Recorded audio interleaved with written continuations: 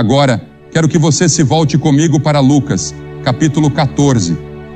Lucas, capítulo 14, começando no versículo 25. E grandes multidões o seguiam. Note que grandes multidões, como uma grande multidão aqui esta noite. E apesar do fato de que aqui no estádio de Tampa está um pouco mais frio do que Tampa normalmente tem nesta época do ano, muitas pessoas estão com seus casacos esta noite. Mas o meteorologista promete que estará bem quente amanhã. E há uma grande multidão aqui. São 35 mil pessoas aqui, apesar do frio. E isso é uma multidão tremenda em qualquer lugar do mundo. E grandes multidões estavam com ele, e ele se voltou e disse a eles: Você sabe, toda vez que uma grande multidão começava a seguir Jesus, ele a separava. Ele dizia: Vocês sabem, eu vou morrer em uma cruz. E se vocês não estiverem dispostos a ir comigo, não me sigam. E isso já separava as pessoas naquele momento, porque elas não queriam ir para uma cruz, pois a cruz era um lugar de execução romana, onde executavam criminosos.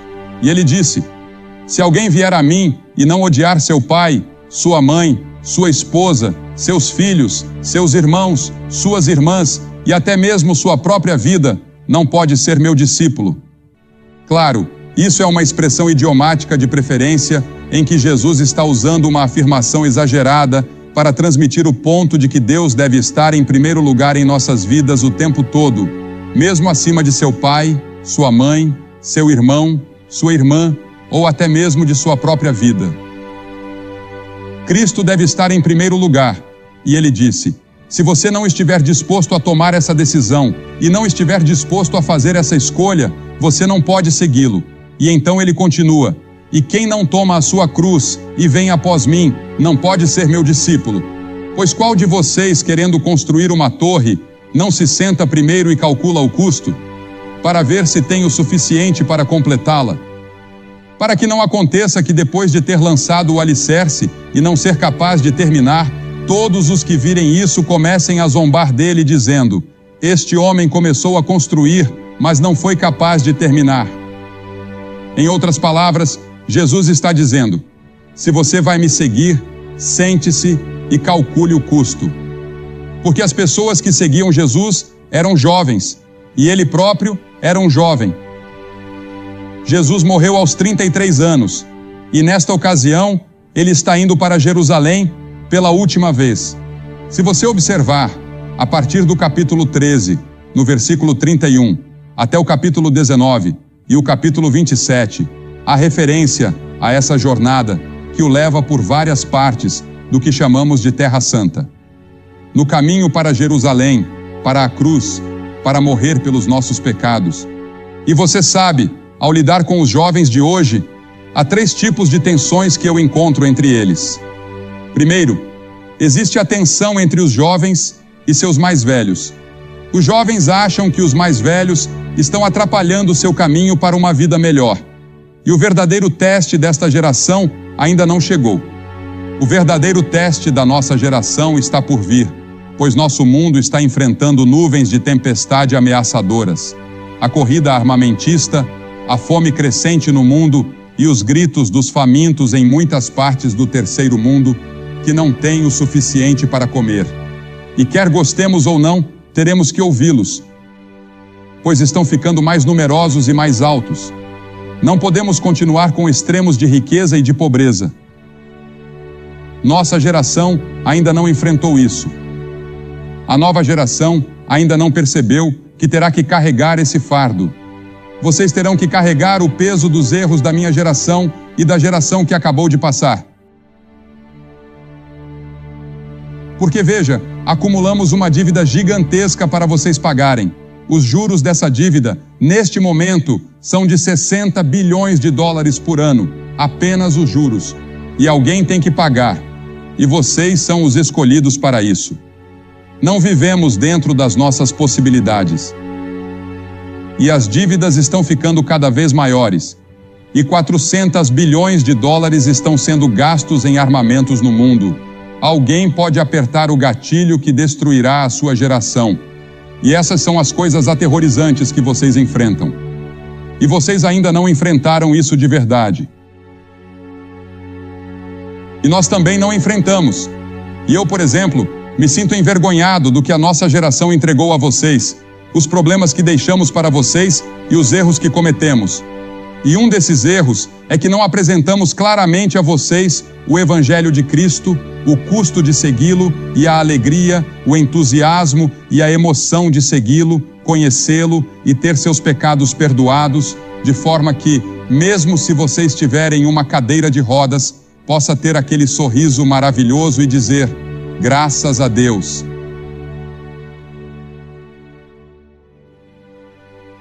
Que mensagem poderosa temos para entregar a vocês?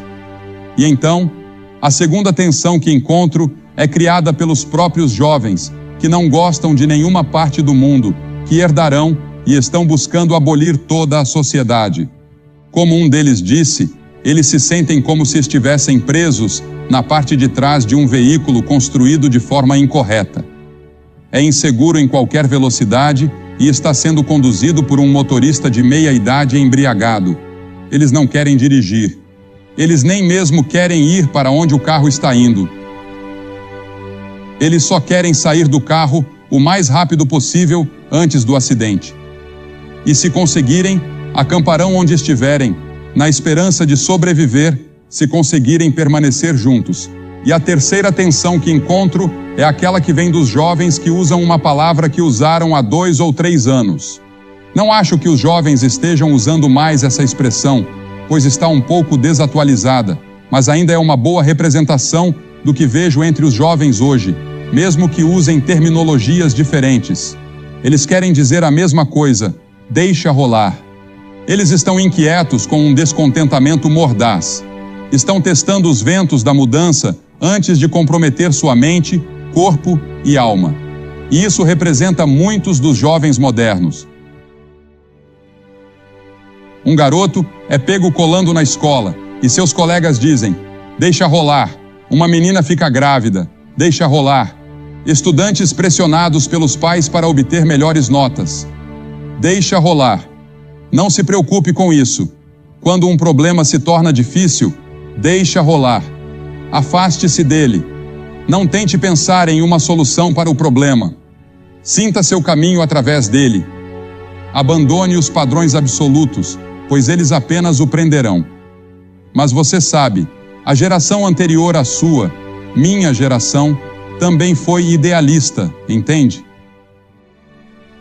Fomos tentados a desistir e deixar rolar milhares de vezes, mas em vez disso, mantivemos nossos empregos, pagamos nossas contas e impostos e lutamos em guerras que precisavam ser travadas para impedir que Hitler dominasse o mundo. Talvez tenhamos sido ingênuos, mas esperávamos que a geração jovem assumisse o peso da sociedade e achamos difícil entender a falta de comprometimento hoje. E essa é, de fato, a falta que percebo em muitos jovens. Eles realmente não se comprometeram com nenhuma filosofia, ideologia ou fé religiosa. Eles estão apenas deixando rolar, esperando que um vento os leve em qualquer direção. Estou pedindo a você, nesta noite, que se comprometa com o Senhor Jesus Cristo. Conte o custo, renda tudo a Ele. Deixe-o ser o seu Senhor. Deixe que Ele o guie em suas decisões sobre vocação, casamento e esses grandes problemas que você terá que enfrentar pessoalmente, além dos problemas coletivos que todos nós teremos que enfrentar como geração. Nosso mundo está se movendo muito, muito rápido em direção a um clímax de algum tipo. Acho que estamos à beira de um terremoto internacional.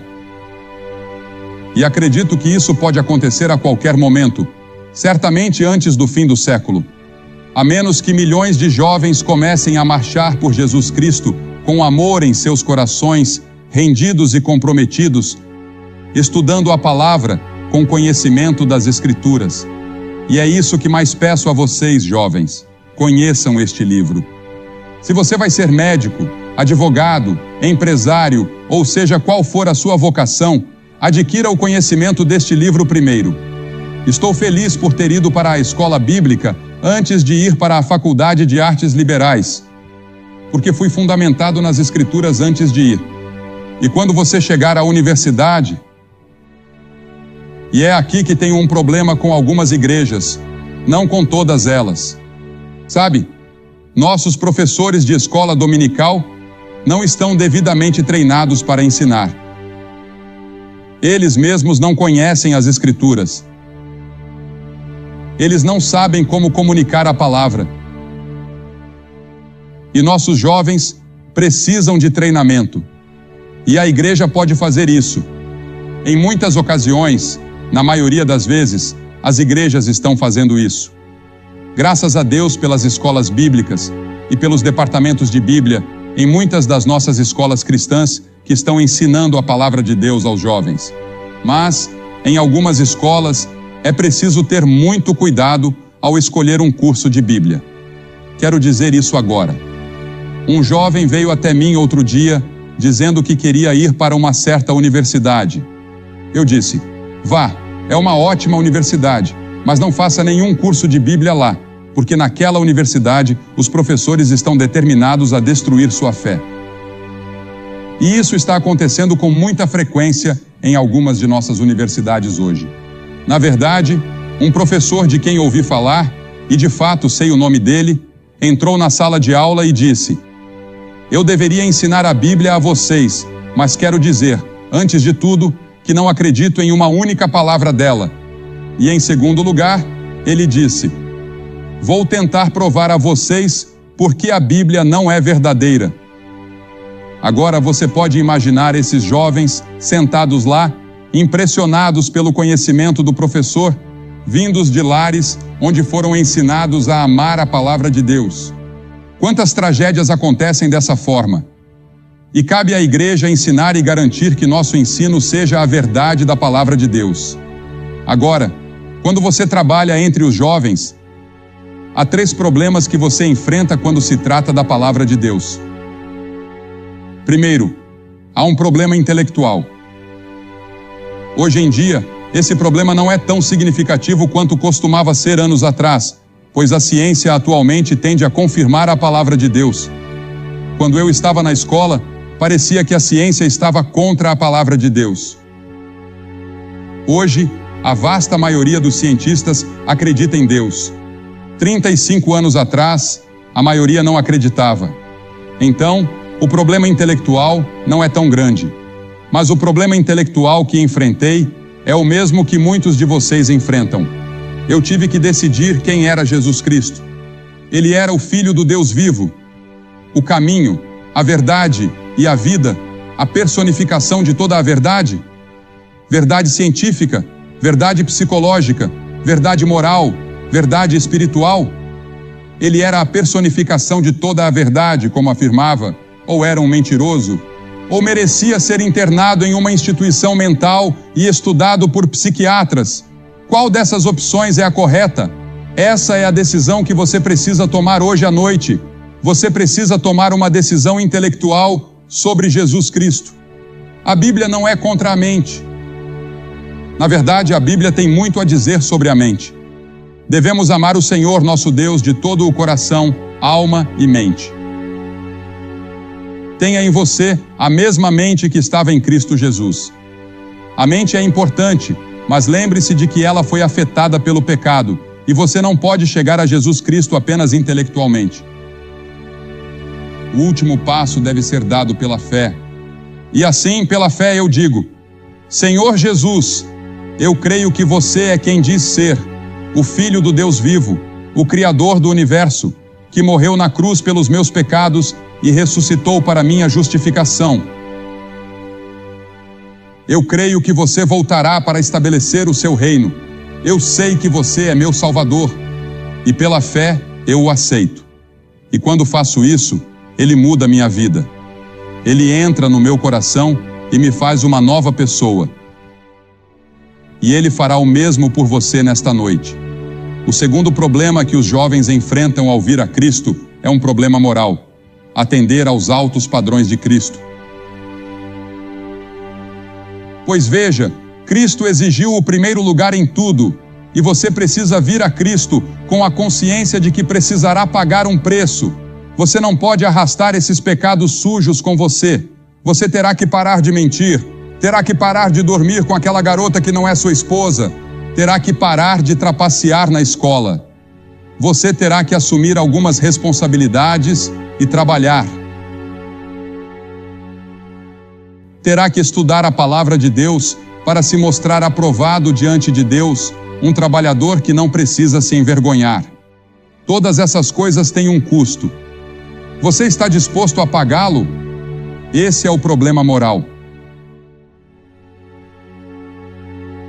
Seus padrões são muito elevados, e ele não mudou para se acomodar à nossa geração e aos nossos padrões permissivos que estão em constante mudança. Ele é o mesmo ontem, hoje e sempre. Deus nunca muda. Agora, esses são padrões elevados, e eu não acredito que você consiga mantê-los sem Cristo. O sexo é lançado sobre você de todos os ângulos. O instinto sexual é muito forte. Deus o deu a você, é um presente de Deus, e não há nada de errado com isso. A pressão dos colegas, as coisas que vemos nos filmes e na literatura, tudo isso estimula seus desejos sexuais. E você não consegue viver uma vida pura hoje, exceto de uma única forma: com Cristo em seu coração. Paulo disse: fui crucificado com Cristo. Já não sou eu quem vive, mas Cristo vive em mim.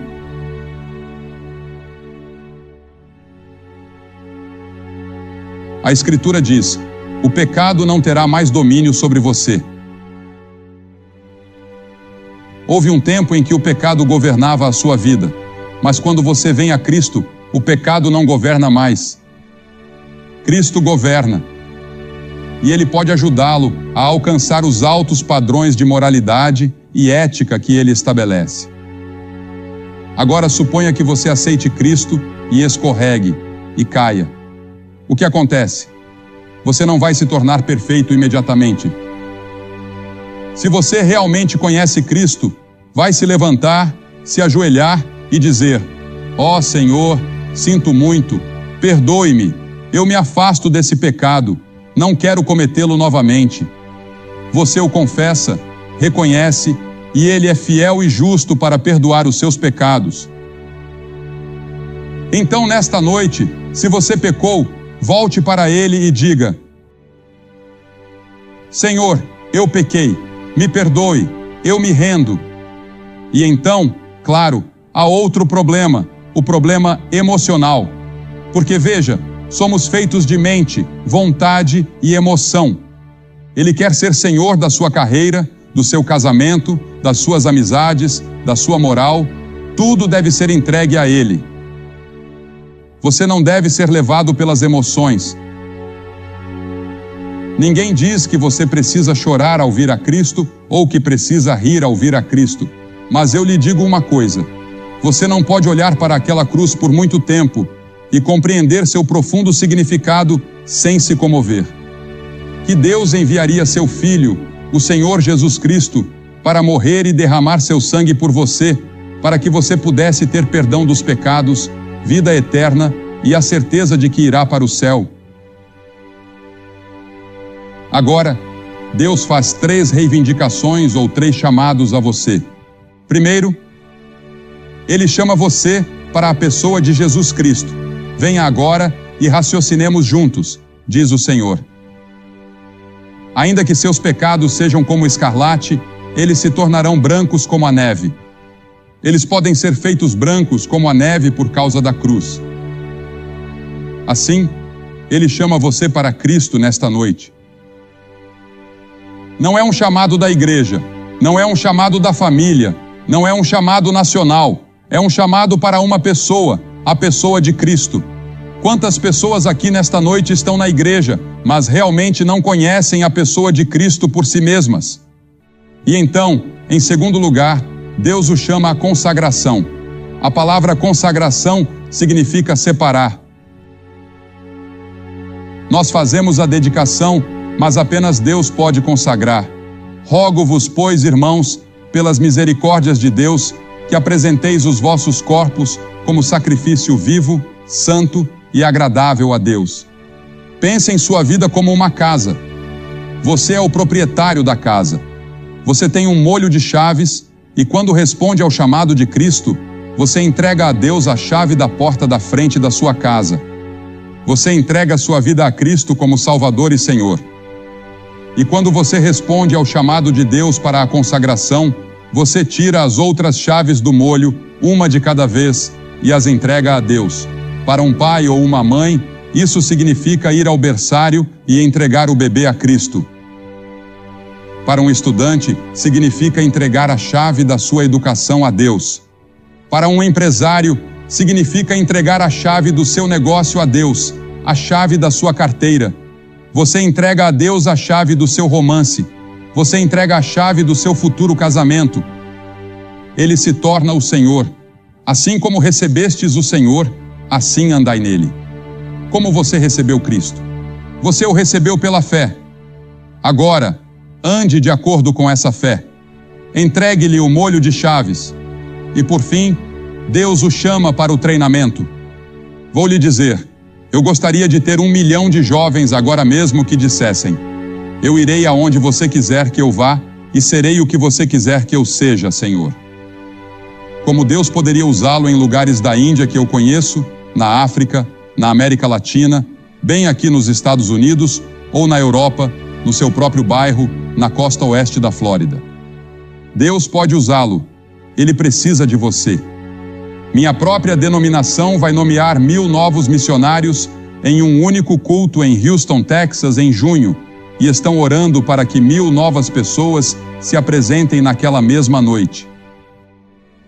Jovens novos digam: Senhor, eu irei aonde você quiser que eu vá. Serei o que você quiser que eu seja. Serei um missionário. Ele precisa de enfermeiros, médicos, empresários e sim, de políticos cristãos. Líderes cristãos que estejam prontos para avançar, pagar o preço e servir a Cristo. Estou chamando você nesta noite para se juntar ao exército dele. Marchar com ele sob a bandeira da cruz, com o amor dele em seu coração. Mas primeiro, você precisará tomar essa decisão inicial. Dar o primeiro passo e dizer: sim, pela fé, eu o recebo, Senhor, em meu coração. Estou pedindo que você faça isso agora. Centenas de vocês, jovens e velhos, vou pedir que façam algo que já vimos milhares de pessoas fazerem. Vou pedir que se levantem de seus assentos agora. Centenas de vocês. E venha, e fique neste campo e diga: ao vir, eu recebo Cristo. Eu quero seguir Cristo. Quero entregar todas as chaves do meu molho a Ele, não importa o custo. Estou disposto a pagar o preço nesta noite, seja qual for. Se você está com amigos ou parentes, traga-os com você. Mas venha. Ou se você veio em um ônibus, eles vão esperar por você. Quem quer que esteja com você, eles vão esperar. E depois que todos vocês estiverem aqui, quero dizer algumas palavras para vocês, fazer uma oração e entregar-lhes alguns materiais. E então vocês poderão voltar e se juntar aos seus amigos. Mas venham, não deixe esta noite escapar, pois a Bíblia diz: aquele que endurece o coração, mesmo após muitas repreensões, será de repente destruído sem remédio. Você pode nunca mais ter um momento em toda a sua vida em que esteja tão perto do reino quanto está nesta noite. Este é o seu momento e a sua hora. Venha rapidamente de todos os lugares. Vamos esperar. Já há centenas vindo. Junte-se a eles e venha. E enquanto você vem, o coral vai cantar.